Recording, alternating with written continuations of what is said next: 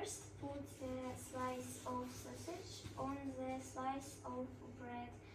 Then put a slice of cheese on a slice of sausage. Now put a slice of sausage on a slice of cheese. Finally, put one slice of cheese on a slice of sausage. Then put one slice of bread on a slice of cheese. Third, you need to cut off a slice of bread and 2 slices of cheese on a slice of bread.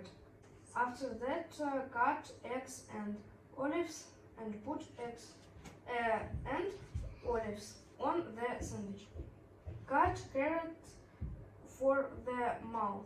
The last step is to cut the lettuce leaves for the hair.